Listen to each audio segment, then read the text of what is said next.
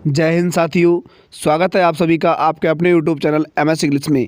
Guys, आज हम discuss करेंगे सीटेट जनवरी 2024 के लिए हिंदी पेडागोजी की मॉक टेस्ट। क्या करेंगे? हिंदी पेडागोजी का मॉक टेस्ट, जिसमें हमने लिए हैं प्रीवियस ईयर क्वेश्चन। क्या लिए हैं? प्रीवियस ईयर क्वेश्चन लिए हैं, जो आप सभी के लिए 30 में से 30 अंक लाने के लिए बहुत ही मदद करेंगे। उम्मीद करता हूं आप वीडियो को अंत तक देखेंगे और वीडियो को अंत तक देखने के बाद आप कमेंट में ज़रूर बताएंगे कि 30 में से 30 किसका आया। तो दोस्तों, आइए वीडियो को शुरू करते हैं और समझते हैं।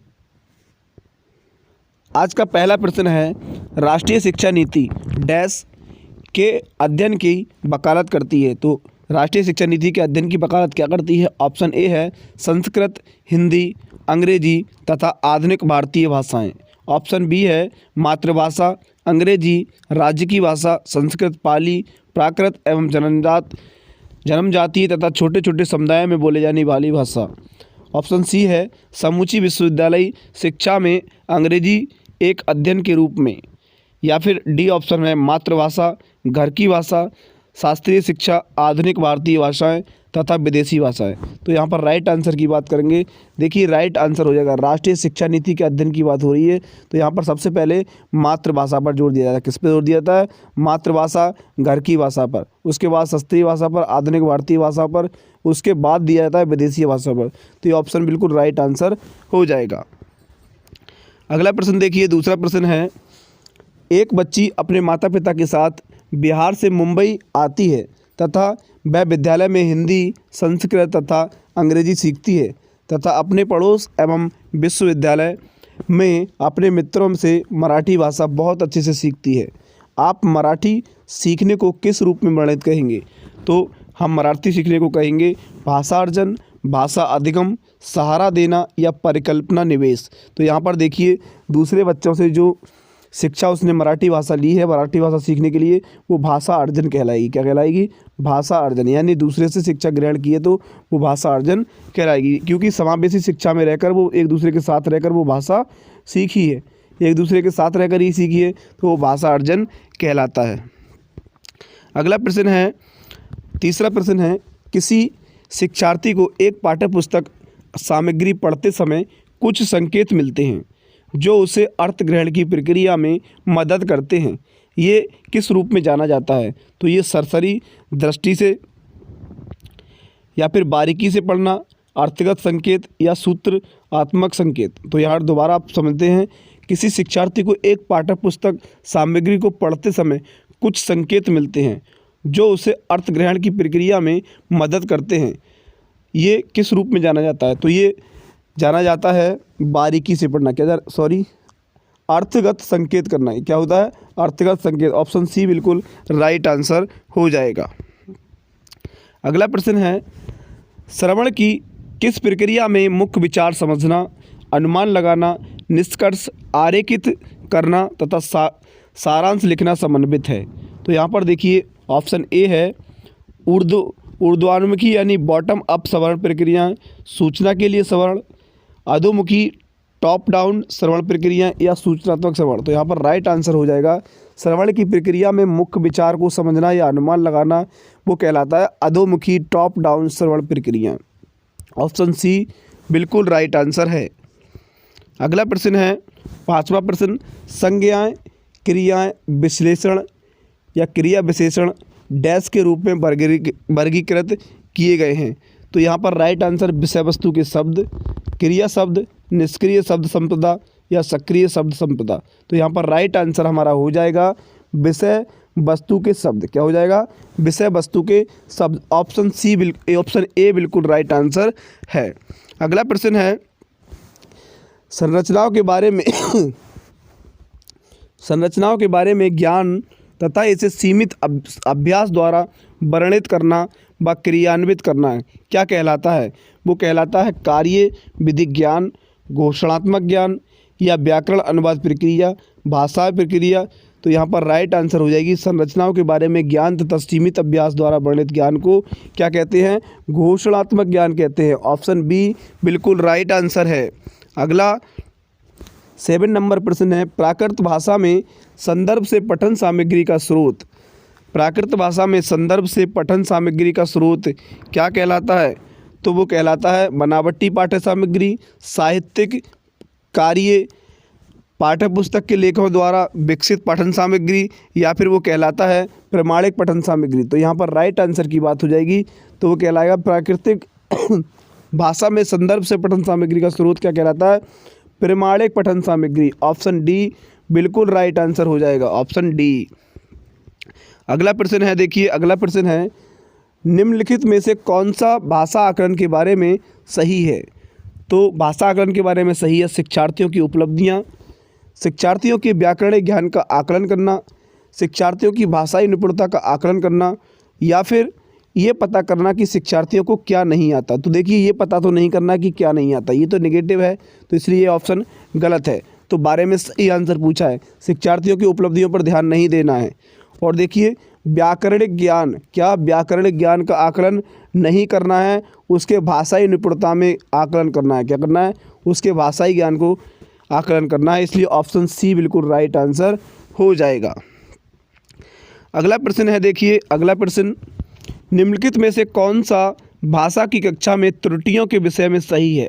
निम्नलिखित में से कौन सा भाषा की कक्षा में त्रुटियों यानी त्रुटियों के विषय में सही है? यहाँ पर पॉजिटिव आंसर पूछा है, तो यहाँ पर देखते हैं, त्रुटियाँ शिक्षार्थियों तथा शिक्षक दोनों के लिए सीखने के क्षेत्र की प्रतिपुष्टि करती हैं। ये कुछ हद तक हमें सही लग रहा है। शिक्षार्थी जब भाषा का प्रयोग करते हैं तभी के तभी त्रुटियों का सुधारना चाहिए, ये बात क्या है? गलत है। त्रुटियाँ केवल शिक्षक के लिए सीखने के क्षेत्र हैं। देखिए यहाँ पर केवल आ गया, केवल शिक्षक के लिए नहीं है। त्रुटियाँ द्वितीय भाषा में प्रथम भाषा के हस्तक्षेप का है, ये ऑप्शन भी क्या है? गलत है, इसलिए ऑप्शन ए हमारा बिल्कुल राइट आंसर हो जाएगा।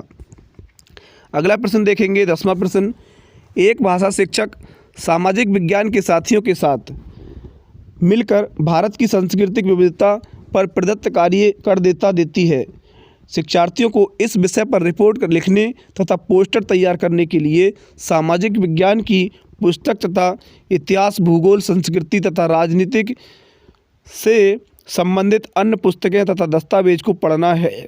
भाषा अधिगम की ये प्रक्रिया क्या कहलाती है? तो भाषा अधिगम की ये प्रक्रिया क्या कहलाती है? सामाजिक विज्ञान में भाषा, सामाजिक विज्ञान का प्रदत्त कार्य, समूची पाठ्यक्रिया में भाषा, या भाषा लेखन का विकास। तो यहाँ पर राइट आंसर हो जाएगा, जब वो किसी के साथ शिक्षा ग्रहण कर रहा है तो समूची पाठ्यचर्या में भाषा। ऑप्शन सी बिल्कुल राइट आंसर है। अगला है, एक शिक्षार्थी नए व्याकरणिक रूपों को सीखते समय पहले से सीखे हुए व्याकरणिक नियमों को आधार बनाता या बनाती है। तो इस अधिगम तकनीकी को क्या कहा जाएगा? तो इस अधिगम तकनीकी को क्या कहते हैं? संज्ञानात्मक युक्तियाँ, मेटा कॉग्निटिव युक्तियाँ, या आकृति आधारित अधिगम, या सहयोगात्मक अधिगम। तो यहाँ पर राइट आंसर की बात हो जाएगी, एक शिक्षार्थी के नए व्याकरणिक रूपों को सीखते समय पहले से सीखे हुए व्याकरणिक नियमों को आधार बनाती है। तो इस अधिगम तकनीकी को संज्ञानात्मक युक्तियाँ कहलाती है। क्या होती हैं? संज्ञानात्मक युक्तियाँ। ऑप्शन ए बिल्कुल राइट आंसर है। अगला प्रश्न है, 12वां प्रश्न, एक शिक्षार्थी सीमित समझ के साथ एक पठन सामग्री को पढ़ पाती है। एक शिक्षार्थी सीमित समझ के साथ एक पठन सामग्री को पढ़ पाती है। वह पठन सामग्री को बहुत अच्छी तरह पढ़ पाती है तथा अवबोधन कार्य को अपने बड़े भाई की सहायता से करती है। शिक्षण अधिगम का ये अभ्यास क्या कहलाएगा? कोचिंग, ट्यूरिंग, या सहारा मिलना, या परिकल्पना निवेश। तो यहाँ पर राइट आंसर हो जाएगी, जब वो अपने बड़ी भाई से हेल्प ले रही है तो यहाँ पर हो जाएगा सहारा मिलना, एक दूसरे का क्या मिलना? सहारा मिलना। तो ऑप्शन सी बिल्कुल राइट आंसर है। अगला ऑप्शन है, अगला प्रश्न है, वह कार्य जो शिक्षार्थियों को शब्दों की आकृतियों से जुड़ने, अर्थ निकालने तथा प्रयोग करने में सहायता करता है। तो यहाँ पर राइट आंसर क्या होगा? व्याकरण सीखने में संप्रेषणात्मक कार्य, अर्थ ग्रहण करने के लिए भाषा सीखने का कार्य, व्याकरण सीखने के लिए संरचनात्मक कार्य या कार्य विधिक व्याकरण सीखना। तो यहाँ पर हमारा राइट आंसर हो जाएगा संप्रेषण। यहाँ पर शब्द दिया है संप्रेषणात्मक, तो हमारा व्याकरण सीखने में संप्रेषणात्मक कार्य है। ऑप्शन ए बिल्कुल राइट आंसर है। अगला देखिए, अगला प्रश्न दिया है निम्नलिखित में से कौन सी व्याकरण सीखने में सचेतनता की वृद्धि करने वाली रणनीति है। सचेतनता, देखिए सचेतनात्मक होगी या फिर सचेतनता की में वृद्धि करने वाली रणनीति है। तो यहाँ पर ऑप्शन ए को पढ़ेंगे। ऑप्शन ए है व्याकरणिक इकाइयों को नियम की तरह प्रस्तुत करना तथा पृथक रूप से प्रयोग करने के लिए बार बार अभ्यास करना। या फिर ऑप्शन है व्याकरण भाषा को संदर्भ में प्रस्तुत करना, शिक्षार्थियों के संज्ञान में लाना व प्रयोग करने के योग्य बनाना तथा बाद में उनका ध्यान इसके नियमों की ओर दिलाना। तो ये ऑप्शन देखिए हमारा यही ऑप्शन क्या है, बिल्कुल राइट आंसर है ऑप्शन बी। अगला पढ़ लीजिए व्याकरण पुस्तक। देखिए पुस्तक अथवा अभ्यास पुस्तिका के व्याकरण का, ये तो पुस्तक और नियमों का पालन नहीं करना है। व्याकरण से जुड़े प्रश्न पाठन सामग्री अपरा किसी विस्तृत के लिए नहीं करना। देखिए प्रश्न तो बिल्कुल लेने नहीं है, उठाने नहीं है पठन सामग्री से, अथवा उनकी वृत्तात्मक अभ्यास द्वारा नहीं सीखे जाते हैं। देखिए यहाँ पर क्या है, व्याकरणिक भाषा को संदर्भ में प्रस्तुत करना, शिक्षार्थियों को संज्ञान में लाना व प्रयोग के आधार पर योग्य बनाना, यही क्या है हमारा राइट आंसर हो जाएगा। अगला प्रश्न देखिए 15वां प्रश्न, अधिगम के सिद्धांत के रूप में रचनावाद का विश्वास है। क्या है? बच्चे कक्षा कक्ष शिक्षण के माध्यम से नवीनतम ज्ञान प्राप्त करते हैं। भाषा संरचनात्मक अभ्यास के द्वारा सीखी जाती है। सभी शिक्षार्थी एक ही तरह सीखते हैं, तो बच्चे अपने पूर्व ज्ञान से जोड़कर सीखते हैं। तो देखिए यहाँ पर नवीनतम ज्ञान प्राप्त करते हैं कक्षा कक्ष में, या भाषा संरचनात्मक अभ्यास द्वारा सीखी जाती है। सभी शिक्षार्थी एक तरह सीखते हैं और बच्चे अपने पूर्व ज्ञान से जोड़कर सीखते हैं। तो यहाँ पर ये ऑप्शन बिल्कुल राइट आंसर हो जाएगा डी ऑप्शन, क्योंकि बच्चे अपने पूर्व ज्ञान से जोड़कर सीखते हैं। अगला प्रश्न हो जाएगा हमारा 16वां प्रश्न है, छोटे बच्चों के लिए पाठ योजना बनाते समय अध्यापिका ने समग्र भौतिक प्रतिक्रिया TPR विधि द्वारा ध्यान केंद्रित करने का निर्णय लिया। भारत में समग्र भौतिक प्रतिक्रिया शामिल करने के लिए अध्यापिका को निम्न में से क्या करना चाहिए? तो अध्यापिका को निम्न में से करना चाहिए, गतिविधि ना करवा कर प्रश्न पूछे जाएं, उत्तर देने के लिए प्रोत्साहित किया जाए, कक्षा में कुछ शारीरिक गतिविधियां करनी चाहिए, ऐसी गतिविधियां कराएं जो अपनी अपनी सीट पर बैठकर हो सके, जोड़ों या समूह में काम करने के मौके दें, कक्षा में कुछ श्रवण संबंधी गतिविधियां कराएं। तो यहाँ पर हमारा राइट आंसर क्या होगा? हमारा राइट आंसर यहाँ पर हो जाएगा कक्षा में कुछ शारीरिक गतिविधियां करनी चाहिए। देखिए यहाँ पर गतिविधि ना कराकर प्रश्न पूछने की बात हो रही, तो ये ऑप्शन हमारा गलत हो जाएगा।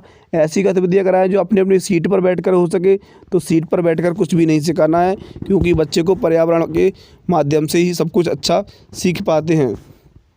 कक्षा में कुछ श्रवण गतिविधियां करके, तो श्रवण खाली सुनकर भी नहीं सिखाना है, उनको क्या करना है, उनकी कुछ शारीरिक गतिविधियाँ करनी है, जिससे बच्चा पर्यावरण के माध्यम से यानी संप्रेषण के माध्यम से अच्छे से सीख सके। तो यहाँ पर ऑप्शन बी बिल्कुल राइट आंसर है। अगला प्रश्न देखिए 17वां प्रश्न। 17वां हमारा प्रश्न है, व्याकरण सिखाने का कौन सा उपागम इस मत को प्रोत्साहित करता है कि भाषा अधिगम नियमों को सीखने से संबंधित है? तो यहाँ पर राइट आंसर हो जाएगा व्याकरण अनुवाद, निगमनात्मक, आगमनात्मक या संप्रेषणात्मक। तो यहाँ पर राइट आंसर की बात होगी, राइट आंसर हो जाएगा निगमनात्मक। क्या हो जाएगा? निगमनात्मक। ऑप्शन बी बिल्कुल राइट आंसर है। अगला प्रश्न है, देखिए एक अध्यापक कक्षा 5 के शिक्षार्थी को मुक्त लेखन कार्य की देने की योजना बना रहा है। अधिकांश अध्यापकों द्वारा निम्नलिखित में से किस बात पर ध्यान केंद्रित करना चाहिए? शिक्षार्थियों की लिखावट पर नहीं, विषय वस्तु की सटीकता पर नहीं, विषय वस्तु में प्रवाह और सटीकता दोनों पर ही ध्यान देना चाहिए। तो यहाँ पर राइट आंसर हो जाएगा हमारा ऑप्शन सी, विषय वस्तु में प्रवाहता पर। अगला प्रश्न है, उदयोन्मुखी टॉप डाउन से आशय है समग्र अर्थ पर ध्यान देना। उदयोन्मुखी बॉटम अप से क्या आशय है? देखिए उदयोन्मुखी टॉप डाउन से आशय है समग्र अर्थ पर ध्यान देना। तो यहाँ पर उदयोन्मुखी बॉटम अप से क्या आशय है ये पूछा गया है यहाँ पर। तो यहाँ पर क्या है? देखिए लघु उत्तरीय प्रश्न पूछते पर ध्यान देना चाहिए, ये बात गलत है। पाठ्य वस्तु और अमूर्त विचारों के साथ सार पर ध्यान देना चाहिए, ये बात भी क्या है? गलत बात है। पठन पूर्व पर ध्यान देना चाहिए, पाठ्य वस्तु के शब्दों और वाक्यों पर ध्यान देना चाहिए। ऑप्शन डी बिल्कुल राइट आंसर है। अगला है भाषा अध्यापक का प्राथमिक दायित्व क्या होना चाहिए? जो भाषा के अध्यापक होते हैं उनका प्राथमिक दायित्व क्या होना चाहिए? तो वो होना चाहिए शिक्षार्थियों को निर्देश देना, शिक्षार्थी की संप्रेषणात्मक आवश्यकताओं की पहचान करना, शिक्षण के लिए उपयुक्त विषय वस्तु का चयन करना, शिक्षार्थियों के विभिन्न वर्ग समूह बनाना। ये दोनों आंसर गलत हैं। शिक्षार्थियों को निर्देश भी नहीं देने, ये बात गलत है। तो ऑप्शन बी बिल्कुल राइट आंसर हो जाएगा, शिक्षार्थी की संप्रेषणात्मक आवश्यकताओं की पहचान करना। अगला प्रश्न है 21वां प्रश्न, एक छोटी बच्ची कोई पुस्तक उठाती है, उसे सीधी तरफ से पकड़ती है और उसके पृष्ठ पलटती है, इन सब में क्या सम्मिलित है? तो इन सब में सम्मिलित है उद्गामी समाधान कौशल, उद्गामी इमर्जेंट साक्षरता कौशल, या फिर उद्गामी पाठचर्या, या उद्गामी गुणधर्म। तो यहाँ पर राइट आंसर हो जाएगी साक्षरता कौशल। ऑप्शन बी बिल्कुल राइट आंसर है।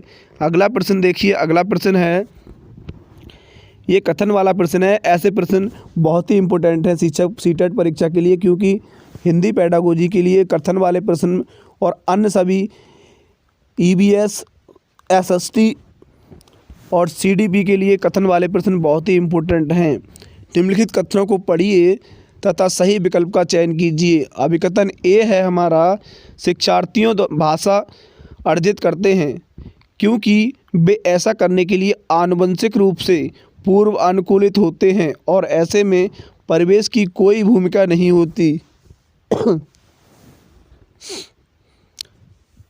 देखिए परिवेश की कोई भूमिका नहीं होती है यहाँ पर, इसलिए हमारे लिए ये बात कुछ गलत दिखाई दे रही है। अगला आर पढ़ते हैं। तर्क आर क्या है? भाषा अर्जन में शिक्षार्थी केंद्रित कक्षाई परिवेश का बहुत गहरा प्रभाव पड़ता है। तो ये बात हमारी